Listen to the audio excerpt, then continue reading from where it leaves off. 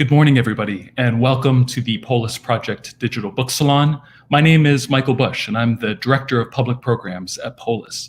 Today, we're pleased to be joined by Dr. Nurfadzilah Yahaya, Assistant Professor of History at the National University of Singapore, and the author of Fluid Jurisdictions, Colonial Law and Arabs in Southeast Asia.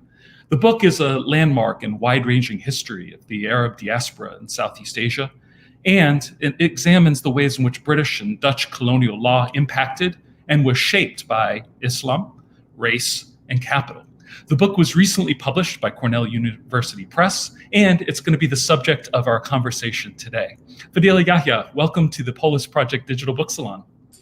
Thank you very much, Michael, for having me today. Yeah, it's our honor. Before we begin, just a brief note to our audience. Part of the goal here, as always, is to simulate an actual book event, which means that to the extent possible, we're going to try to make this interactive with our audience. So if you have a question for our guest this morning, please feel free to send it along to us by either typing it into the comment section of Facebook or YouTube, or if you're watching on Twitter, tweet it at us at project_polis. And if we have time permitting, we'll ask it. But without further ado, let's get started. Nurfadzilah, your book tells the fascinating and sometimes surprising story of the Arab diaspora across various colonial territories of the Indian Ocean, with a particular focus on the 19th and 20th centuries. And one of the central arguments that you advance throughout the book is the degree to which Arab life was conditioned by legal pluralism, especially in the Netherlands, Indies, and the British Strait settlements. So I was hoping that we could begin by unpacking this a little bit. Can you give us a sense of the different legal regimes that Arabs across the Indian Ocean contended with during the colonial era, and the ways in which we can understand them as what you refer to as fluid jurisdictions? Yes. So jurisdictions, as we understand it, tend to emanate from land, but also from ships, as Renisa Mawani has shown, and as my book shows, to a great extent, from documents consisting of wills, powers of attorney, and property deeds. So if we were to look at territorial jurisdictions alone, it is clear that this is the period of high empire, with huge swathes of territory in South Africa, East Africa, the Indian subcontinent, and Southeast Asia, which I focus on, being under British imperial rule for the most part, such that English common law extended from end to end in the Indian Ocean. Dutch civil law is found on the eastern end of the Indian Ocean. Older forms of law, such as Islamic law, that had been around for more than 1,000 years, and pockets of it were found throughout the Indian Ocean, the Red Sea region, and also in the Bay of Bengal, and also in the eastern end in Southeast Asia. Essentially, even during this time, law was whatever that people who were crossing the Indian Ocean wanted it to be still. So despite the supremacy of British colonial rule, this was still the case. And as my historical actors, which is the Hadrami diaspora, the Arab diaspora, armed themselves with legal documents, property deeds, and powers of attorney, they were able to compel the extension of their own jurisdictions, whatever it was. It could be colonial, it could be Hadrami, it could be Islamic law, across certain spaces. Anything that the Arabs wanted it to be, it could be, and that was the case. Law was a widely spoken form, or I would even go as far as to say law is a widely spoken language with remarkable standardization across many cultures. For example, seals, legal seals in all kinds of documents in any language were usually recognized by everyone as binding. People recognize this form, this thing which is usually very intricate and aesthetically pleasing, is a legal seal. It grants the document legal sanction as a result. So it's amazing how different seals of different formats and forms were recognized across different jurisdictions, and how uniform legalese was, which is kind of depressing. It's the same clunky prose through the ages, I suppose, right? But more seriously, contract law was pretty much uniform in all languages throughout time.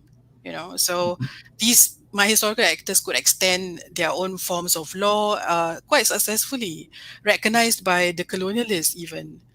The Westphalian system, which is based on territorial jurisdictions, did not eradicate older forms of law tied to persons. Even colonial subjects living under colonial rule compelled law to travel with them. But the telos, which we are familiar with during this period of high empire, is that the colonial state is the embodiment of action, enactment, and enforceability. And this was something that came true in the end. So in the end, colonial forms of law triumphed in the area that I look at. Mm-hmm. Fantastic. The Fluid Jurisdictions, the book, is chock full of counterintuitive claims and tons of evidence to back them up. For example, and unlike some of the histories that emphasize the efforts of merchants and migrants in the Indian Ocean to evade colonial surveillance and control, you argue that Arab elites in the Indian Ocean area actually wanted to be legally acknowledged, and in fact, paradoxically found degrees of agency and autonomy in the juridical structures of colonial rule. Can you talk about where the motivations of recognition originated in the Arab diaspora and why elites came to play different jurisdictions off against one another in colonial courts of law? Mm-hmm. Thank you so much for this really wonderful question, which cuts to the core of my book. My historical actors were indeed masters of legal pluralism and played the game very well, such that I, in the course of my research, became sensitized to the possibility that the so-called universality of Islamic law, which they were most familiar with, has actually been over-exaggerated in the past by scholars, such that I think that there was a lot of legal pluralism even in the past prior to colonialism introducing legal pluralism in a big way. My historical actors, as you said, constantly jockeyed jurisdictions against one another, and they moved quite adeptly from one territorial jurisdiction to another to take advantage of certain laws which only exist in certain jurisdictions. But what they actually craved, as you also said, was something else, which is visibility with regards to the colonialists, to be seen, rather than to be hidden. And for that to happen, this happened because what they actually wanted, quite paradoxically, I would say, was actually some kind of privilege in the form of extraterritoriality. So as they court jurisdictions, they actually desire to be exempted from the jurisdiction. Like, I'm special. I want to be out of this. Because of my status, because of where I come from, blah blah blah. And as the extraterritoriality is something which exists on a spectrum and not a single historical phenomenon. And what I mean by this is that, from what we normally understand, Ottoman extraterritoriality or Japanese imperial extraterritoriality and Chinese imperial extraterritoriality, which is granted to Europeans as an exemption, an outright exemption. But actually, even colonial subjects crave some kind of extraterritoriality. So they subject themselves to colonial jurisdictions, but at the same time, they were like, okay, I want all these privileges though, which exempt me from your laws, the colonial laws. In colonial courts, that's what they say. So extraterritoriality was a deeper and more pervasive phenomenon than how it is portrayed, simply because even colonial subjects wanted out, understandably.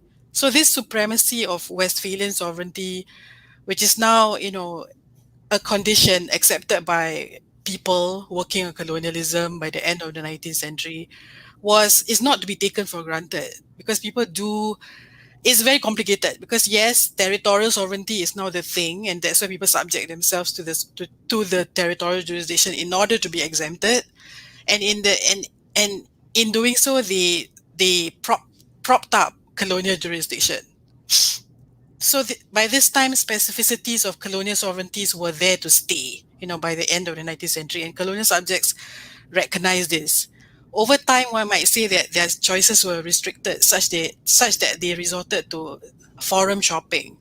But the very fact that they could forum shop, to pick the best legal forum that best suited their circumstances, meant that whatever the colonialists intended, there were still opportunities for colonial subjects to get what they wanted.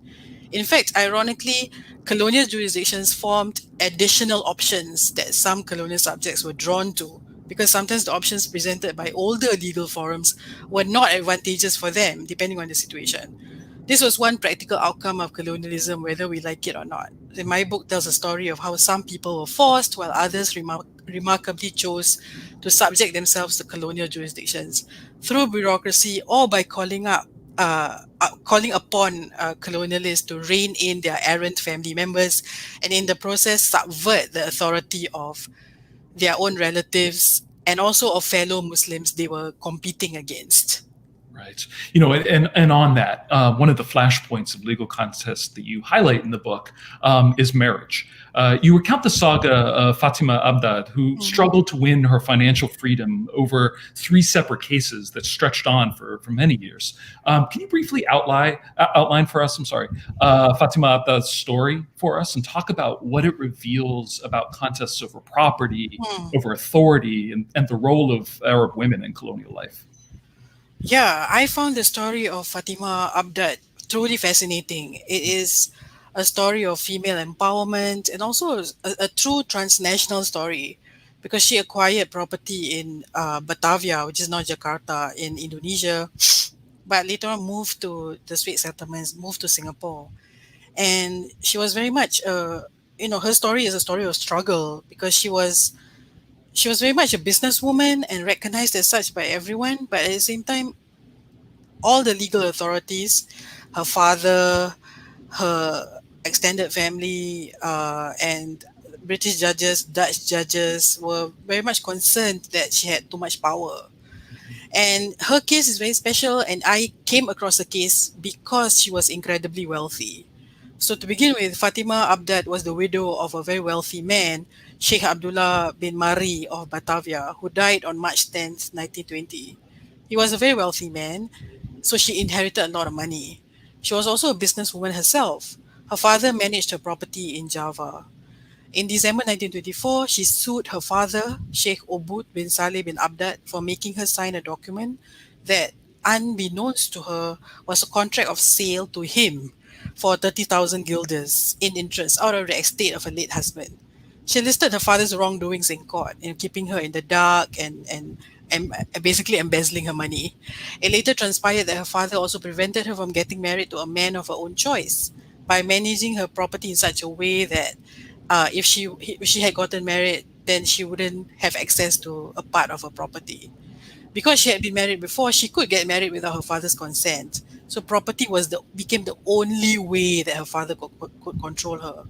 So the case of Fatima Abdad, which I tell in chapter 1 of my book, got a lot of attention in the region, not just in the Straits Settlements of Singapore, but also in Malaya, in the peninsula, which is now Malaysia, and throughout the Netherlands Indies, because it involved a woman and a wealthy widow at that against her own father. So it was very sensational.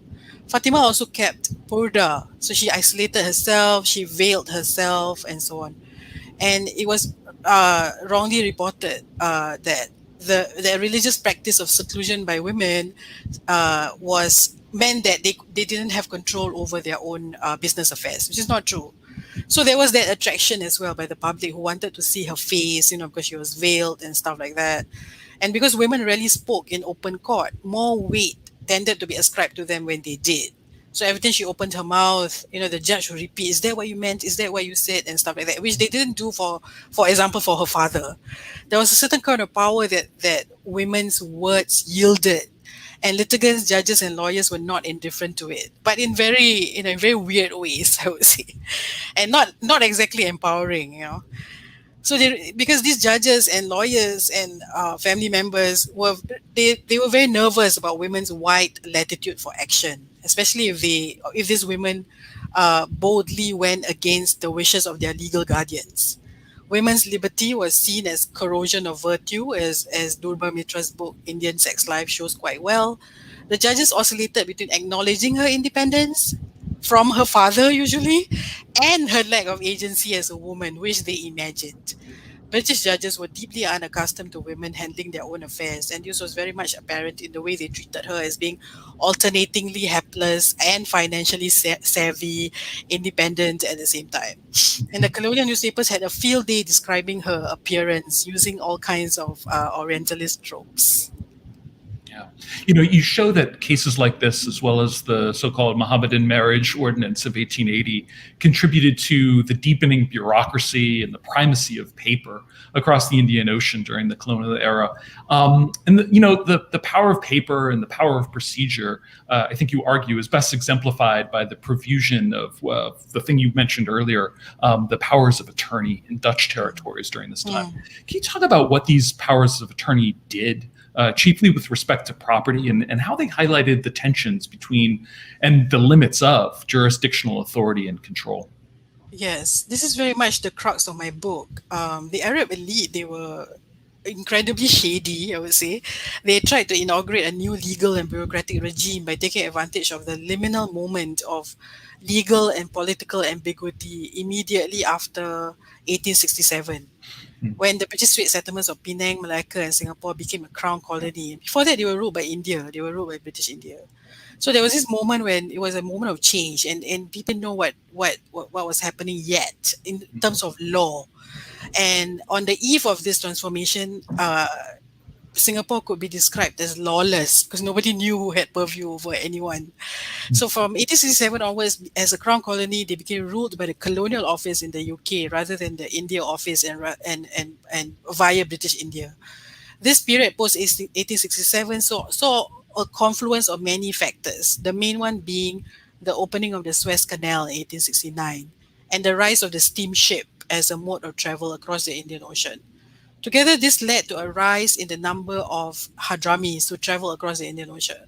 It led to a spike, actually, a very obvious spike, in the number of Arab migrants in the decades that followed. So this was a new era due to the confluence of these factors. And what happened was that they became a recognized interest group, and were very intent on conserving their wealth in Southeast Asia, because their wealth was amassed in Southeast Asia. So even though they were an Indian Ocean phenomenon, the Hadrami migration, a lot of their property and wealth became stored, accumulated in Southeast Asia. So they tied themselves more and more to the British and the Dutch colonial governments as a result. In the case that I look at for the British settlements, it was quite extreme because the Mohammedan Marriage Ordinance granted what members of the Arab diaspora craved, which was accountability above anything else. Accountability for everyone, for themselves, for their family members, for their daughters especially, which I hope we'll go into. The Arab elite sent a petition in 1875 that led to the passing of the ordinance in 1880, which will usher in a new legal and bureaucratic regime, tying Islamic law to the administration by British judges. So this is quite remarkable because they were actually they were about 0.1% of the population. And yet they managed to do this for, 22% of the population. Because the Muslim population at this time was about 20 to 22%. And they alleged that local qadis, local Muslim judges, were corrupt in granting their wives, and their wives were mostly local women, divorces by proxy when they left the colony to conduct business. So when they left Penang or Singapore or Malacca to go somewhere else, either in the region, either in Southeast Asia or throughout the Indian Ocean, or sometimes back home to Hadramaut in Yemen. So the Arab elite channeled their efforts towards the centralization of legal administration, and not just any kind of centralization, but British colonial centralization. So from then onwards, from 1880 onwards, one Qadi was to be appointed in each settlement, when previously there were like more than 20 Qadis. And more importantly, marriages and divorces had to be recorded from then onwards. So previously it was more informal, as long as there are two witnesses and a Qadi or something, it's considered a legit marriage. But now it has to be recognized by the state, and the state is of course the colonial state. And the British registrar would keep records of all these marriages and divorces. And in a very big way, the passing of the Mohammedan Marriage Ordinance deepened British legal authority in family law in the colony, and this is really, really unprecedented because this did not happen in British India. And in fact, British judges in the Strait settlements were really reluctant to do it at first because they were like, we can't do something that our counterparts in British India who have more experience are not even doing. So like we don't have any model, right, to follow. But yeah, they did it in the end in order to please these Arabs because they wanted to keep Arab capital in the Swiss settlements.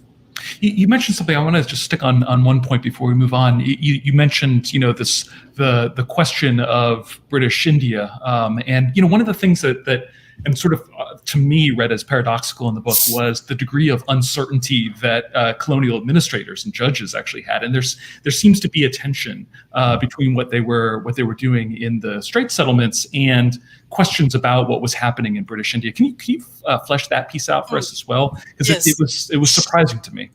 Yeah, so they were very much, in terms of hierarchy, the Swiss settlements was not considered, is a backwater colony for the longest time. And in fact, a lot of Indian officials, I mean British Indian officials, they resented being sent to Malaya or the Swiss settlements because it's not prestigious enough. Where they wanted to be was in British India or in Hong Kong or Shanghai. So it was seen as just a stepping stone, usually at best a stepping stone. And they didn't want to go against Anglo, didn't want to go against the administration of Islamic law in British India at all. Secondly, they were very much enamored with whatever their counterparts in British India had created in British India for the past 100 years, since the late 18th century. And they very much wanted to rely on something called the Anglo-Muhammadan legal codes, which is a British creation. Is a mishmash of Islamic law and also English common law and something else altogether to create a completely new legal creature, which was supposed to be exported throughout empire with significant populations of Muslims, including in the Swiss settlements and Malaya. But this did not come into being in the way that the legal authorities throughout the British Empire wanted, simply because Anglo-Muhammadan legal codes was based on Hanafi law, which is a school of law within the Sunni tradition, whereas most Muslims in Southeast Asia, including these Arabs from Yemen, happen to belong to the Shafi'i school of law. So they often spoke back in court saying that, we differ in this. That's a Hanafi thing. It's not our thing, and stuff like that. And then the British would be like, oh, oops, we promised to honor your law, so now we can't do this. But if only we could, so like officially Anglo-Muhammadan legal codes were on the books throughout empire, wherever there are significant Muslim populations. But in practice, it wasn't the case for a lot of colonies. Yeah. Yeah, and back to the powers of attorney for just a moment too. You point out in the book that in some respects, powers of attorney actually sort of increased the scope of action that women enjoyed. Can you unpack that for us a little bit? Yes, for sure. Powers of attorney were incredibly useful for women. They often inherit property from their husbands or from their fathers, sometimes from their brothers as well, and so on, and are not able to travel as easily as men to administer their property or manage their property. And so they would grant powers of attorney to their male relatives or business partners somewhere else. And one might see this as giving up. In my research, I encountered many powers of attorney by women, and at an alarming rate, I would say, because they were essentially giving up power, right, all the time. It's quite alarming, obviously, but at the same time, I do realize that uh, to frame it as simply the giving up of power is too simplistic, because this woman had to continually appoint attorneys to administer their property, and they often had to look at how the books were kept, and they essentially manage their property. It's just that in terms of action, it was someone else doing it in that place itself. Whereas, while they stay in Hadramaut usually, or like another part of Southeast Asia and stuff like that. So power was still essentially in their hands because they had to continually appoint attorneys to handle their business.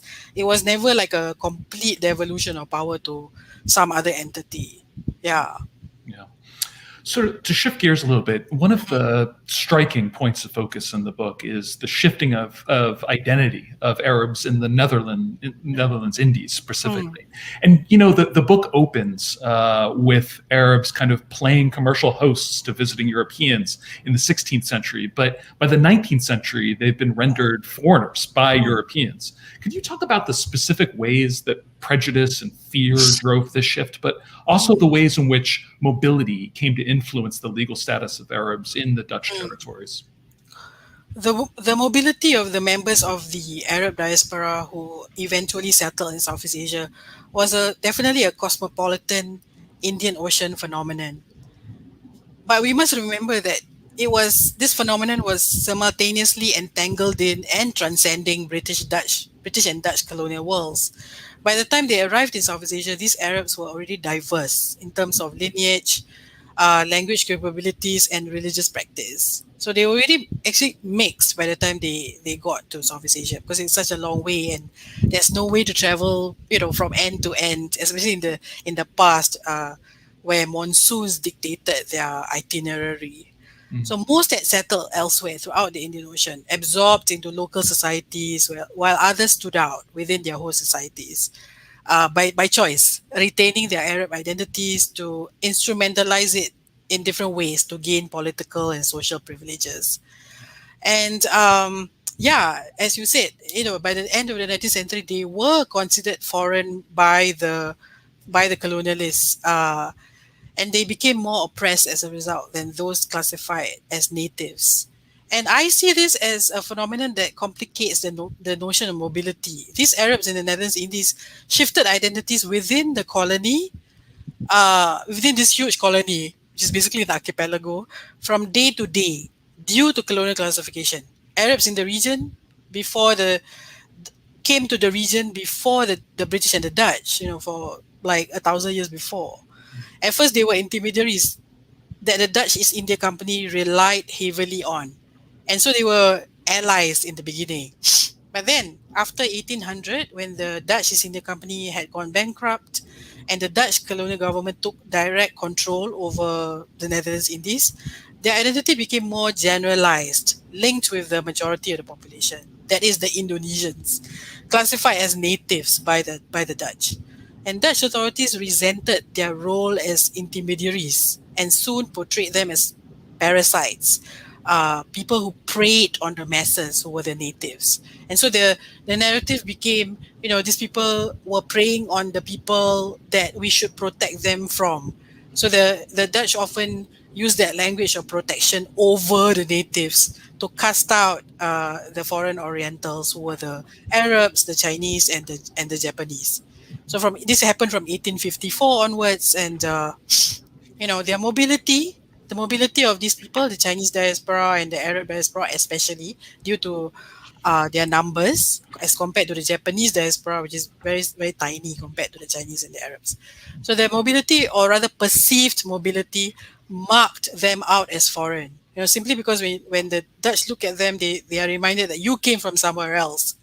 I only recognize the Indonesians as being local, So it is easy, I realize, to romanticize the ocean and its attendant phenomena of diaspora, cosmopolitanism, and mobility, especially when they are artificially unmoored from the institutions of power and class domination.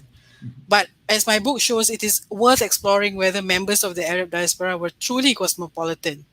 And the word cosmopolitan is a mainstay of writing about diasporas. Through legal differentiation, colonialism heightened visibility of race and class, thus further widening rifts among people, as my book shows. Right. Yeah. Yeah. Can you also, just on that point, can you talk about the way in which capital itself kind of influenced ideas of mobility and immobility? Because there's a degree to which, like, property holdings, right? For example, land is simply immobile. And what pressures did that kind of put on members of the Arab diaspora as they were kind of negotiating these kind of fluid identities? Yeah, that's a great question. And in fact, land was what spelled their. I don't want to be dramatic, but it kind of spelled their doom in a way, because they instead of relying on, say, luxury goods or, opium or something like that, they began to rely more and more increasingly on land. They saw land as a worthwhile investment in the Netherlands Indies and in the British Swiss settlements. So in both British and Dutch territories, and as a result, they were tied to the place even more. And had to rely on British and Dutch colonial law as a result to administer their property. In the British territory, their capital was highly, highly sought, and British tried really, really hard all the time to retain them in the colony. In fact, as I said just now, the passing of the Mohammedan marriage ordinance was in fact a concession to these Arabs by the British, who were at first reluctant due to lack of experience. But then they were like, okay, fine, if you don't do this, then they might take their capital somewhere else. So we'll do it for them. We'll do this for them, which is a big thing. And from the perspective of the British, it is also a big thing. Whereas in Dutch territory, the Dutch were highly resentful of any foreign Oriental owning any kind of property. Property was to be owned either by them or by the Javanese. But even then, the native property, and by this time, over the decades, the category of natives was restricted to only one portion of society, which is the Javanese. So, like, in other parts of Indonesia, they had their status, even though they were indigenous to the region, were not stable. Yeah. So, the only natives that were unambiguously native in the eyes of the Dutch became only the Javanese on the island of Java. So even if the Javanese were to go to Sumatra or something, they would not be natives anymore over there. Yeah, but anyways, so native property was something that the Chinese and the Arabs had access to, because their lives had been intertwined for so long, right, for centuries, with that of Indonesians. And also because, a lot of them, many Chinese and Arabs were actually money lenders, and for credit they would have access to native property. That's how the property transfer happened, away from the eyes of the Dutch colonialists. And Dutch, of course, knew this and highly resented this practice, and stuff like that. Yeah, so property was something that grounded them, literally, grounded the Arab diaspora, and became their undoing in more ways than one. Yeah. Makes sense. So I want to pause for a moment because we've got a question from the audience. And the question reads, you mentioned earlier the visually pleasing nature of seals as part of their legal power. Are there other examples that you can point to of the aesthetic features of law providing it with its authority? Mm-hmm. Yeah, thank you, Dana, for your question. One of the other distinguishing features of a legal document from the perspective of judges in Hadramaut, in the Netherlands Indies and the British Swiss settlements is a signature of a judge. The signature of a judge will be larger and made with flourish in any script. For the Hadrami judges, it will be in Arabic script, and for the British and Dutch judges, it will be of course in Roman script, and it'll be very obvious that this is the person that has the final say in determining whether this is a valid legal document, and it will usually be beside the seal.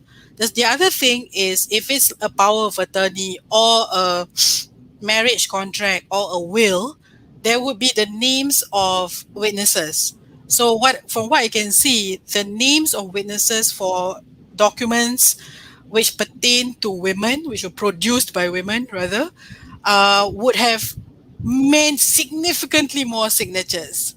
Some of it is due to the exigencies of Islamic law that requires more men to be witnesses, and some would just be, I guess, even when it's even if it's a document produced by the Dutch or the British, it would also have the signatures of more men, and also like about 50% more So like the document that is produced by a man would have like 5 signatures altogether, but the document that was produced by a woman, for example transferring her property to another person or something, would have like 10 signatures and stuff like that, or like at least 8, and so there's that gendered aspect as well. Yeah. Great. And thank you, Dana, for that question. That was excellent. I want to return for a moment to the theme of recognition and surveillance. One of the themes that runs throughout the book is what you refer to as a, quote, delicate balance that Arab elites particularly negotiated between recognition, surveillance by, and on the other hand, collaboration with colonial authority. And this tension really kind of, I think, rises to the surface vividly in the years right around World War I, when the British built the so-called Arab Index, and did so with the aid of local informants, of individuals, and this index, I should say, sort of cataloged individuals suspected of holding anti-British and pan-Islamic sentiments. What does this episode tell us about colonial fears about the Arab diaspora in a shifting political landscape at the beginning of the 20th century, and as it was playing out internationally? Yeah, the beginning of the 20th century was definitely a period of transition with regards to the relationship between the Arab diaspora and both the British and Dutch colonialists. Something definitely happened then. The First World War definitely formed a watershed moment in the history of British-Arab relations in the Middle East. And it became a world filled with political intrigue and espionage, even in Southeast Asia. And it was very much a matter of keep your friends close but your enemies closer on both sides. If the end of the 19th century was high empire, as I've said, the period of imperial rule from World War I onwards could be termed covert empire, to borrow a term from Priya Satya. A complete redefinition of British counter-espionage networks occurred actually during the course of the First World War, transforming the British intelligence system from a small, specialized system dedicated to the detection of German secret agents to a vast global intelligence gathering network, costing hundreds of thousands of pounds each year and collecting information of virtually anyone within their orbit suspected of being opposed to British government policy. So within each colony, colonial officials were on high alert for anything that could jeopardize British operation in the First World War and immediately afterwards. So they were all mobilized in that sense, and took their job very seriously in this particular aspect. So covert surveillance policies in Southeast Asia intensified, even though it was, of course, far from the main theater of action when it comes to First World War, and gained more momentum as Britain fought against the Ottomans during the First World War. British authorities were worried about the potential chaos that might emerge with the breakup of the Ottoman Empire, which was thought to hold the allegiance of a significant proportion of the Muslim world, including those in Southeast Asia. And this is the phenomenon known as pan-Islamism. Arabs on both ends of the Indian Ocean tried to sway the direction of these policies to foster their own diverse agendas in Southeast Asia and the Middle East. The British consul in Batavia created the Index of Arabs, which you mentioned, which I write about in chapter 5 of my book. What ultimately emerged in Southeast Asia was schemes based upon careful curation of information. And basically what happened was that the Arabs who were employed by the British, or offered their services to the British rather than employed, they put the names of their enemies in the Index of Arabs. That's what happened. Yeah, because of personal grievances or religious grievances that has got nothing to do with the larger theater of war. Yeah. So it's quite interesting. So, one thing that I must mention is that in February 1915, in Singapore, several Muslim Rajput soldiers from the 5th Light Infantry rebelled. And this is known as the event known as the Sepoy Mutiny. And they rebelled after hearing rumors that they were to be sent either to Egypt or Gallipoli to combat fellow Muslims under Ottoman rule who were fighting against the British. And as a result of this Sepoy Mutiny, 45 soldiers were sentenced to death by British authorities. and things were the air was thick with tension after that. And what happened in the aftermath, in the immediate aftermath, was that a resolution stating that, and I quote, "The loyalty and fealty of the Mohammedans of Singapore has in no whit altered from what it was before the war until the present," was passed and presented to the King of England by two Arab leaders. And so this whole issue had acquired a racial aspect, in the sense that uh, the rioters, the mutineers were North Indians, right? And the people who stepped forward and said, but some of us Muslims who don't belong to the community are super loyal to you. So this was also hugely uncomfortable for everyone, because it's like you know, it's almost like the Arabs were saying, "Oh, we are not like them," Mhm. Yeah, we are the trustworthy, we're the good ones.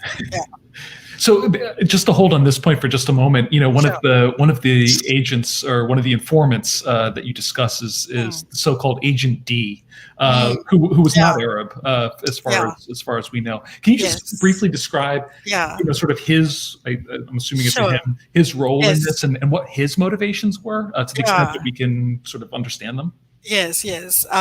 When I gave a talk at Harvard last year, or rather, slightly more than a year ago, Sunil Amrith actually said to me, I should Agent D should be a main character in a film, about spies, because he's so fascinating. And indeed, he was.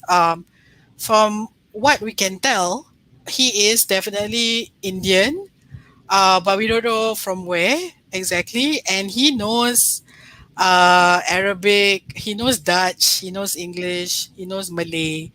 And he was actually sent to Indonesia by the British in Singapore, the British government in Singapore, to spy on Indians in Indonesia, in Batavia, Surabaya, Semarang. He's supposed to do a tour and find out where they stand vis-a-vis the British.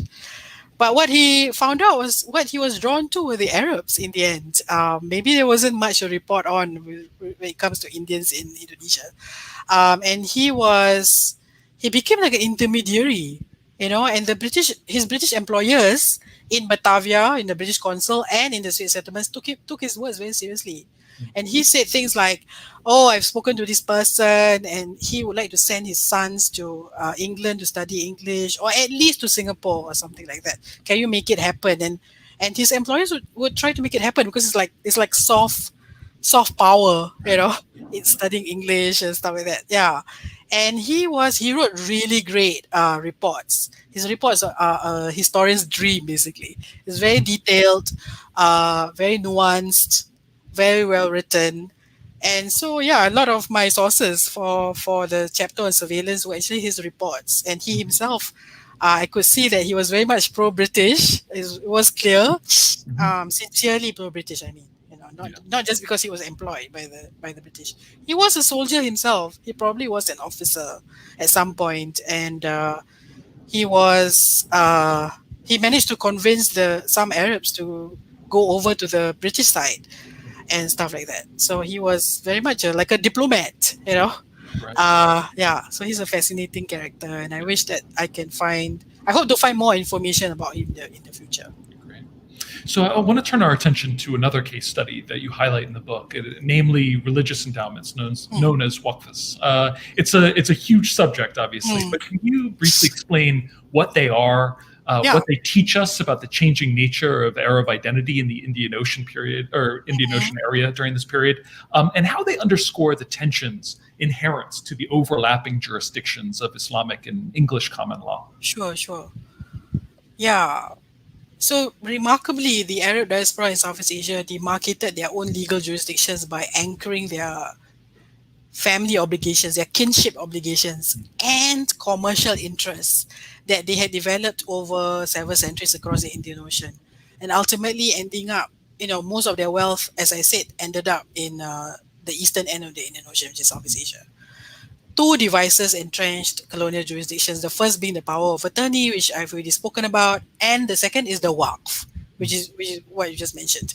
While the Arab diaspora continually crossed oceans, its wealth lay eventually primarily in landed property, which is, as you said just now, immovable property by the early 20th century, because they regarded landed property as durable, convertible, and also universal, the very cloth from which capital is cut. The more wealth members of the Arab diaspora accumulated in Southeast Asia, the more they needed to protect it, to ensure that their wealth remained in their families for generations, as a type of religious endowment known as a waqf, thus insulating their assets from tax authorities and disintegration, further enhancing their durability. In the eyes of colonial authorities, the waqf was, especially for British authorities, the waqf was essentially a trust, a form of preemptive asset shielding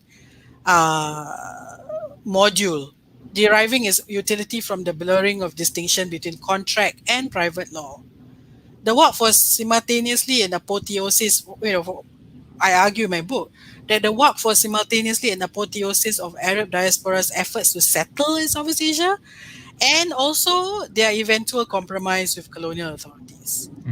So what happened was that waqf, according to Islamic law, is supposed to exist forever, and if it doesn't exist forever, it's no longer a waqf. But because of the limits of the English law of trusts, this was untenable. So all these waqfs that exist under English common law, they were limited, and they were limited temporally to 21 years after the death of the last living relative at the time that the waqf was created. And this was a compromise that the Arabs made with the British, basically. And that was what happened. So they were like, okay, fine, we want to establish waqfs. Now you have placed this limitation. What can we do? But there is an out, as is the case always in law, in the sense that if it's a family waqf, yes, then it will be limited temporarily in the way that I just described. But if it is a public waqf, then it could exist forever.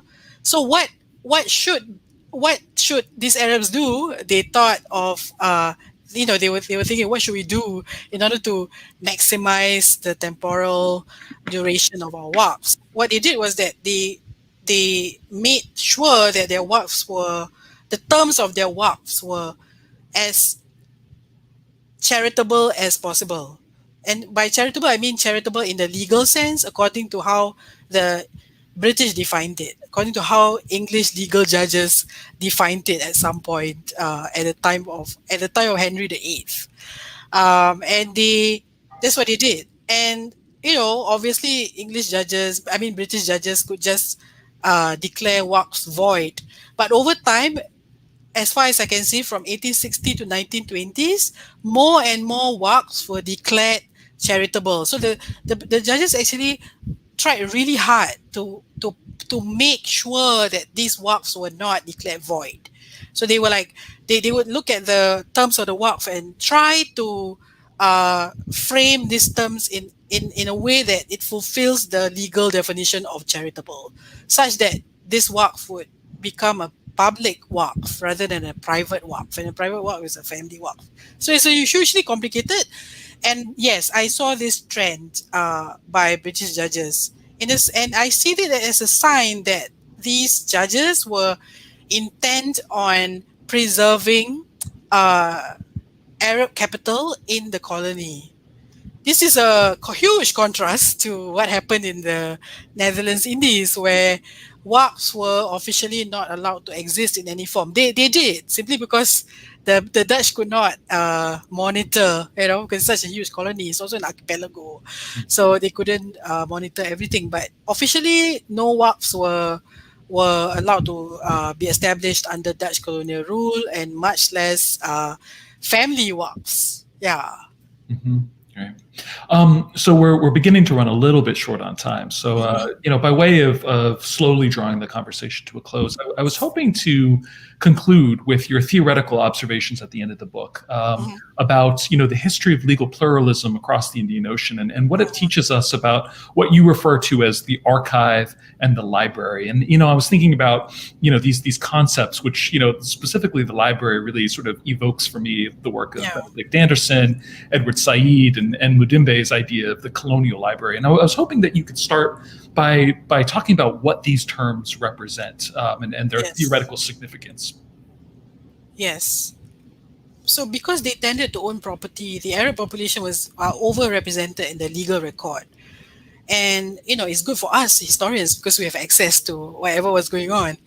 So I'm grateful for that. But more practically speaking, for them, the outcomes of their cases entered legal precedent.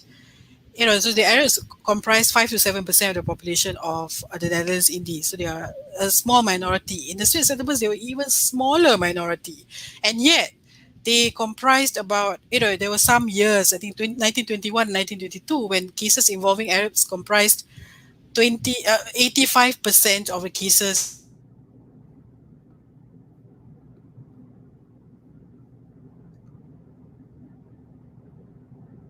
I think we have a little bit of a technical issue. Bear with us, please, while we seek to reconnect. Yeah. There we go. Yes.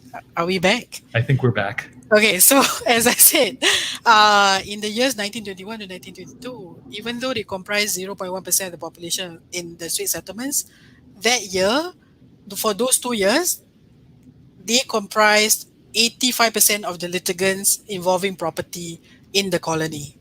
So they were very much a part of the legal record as a result, because there are law reports generated by the cases.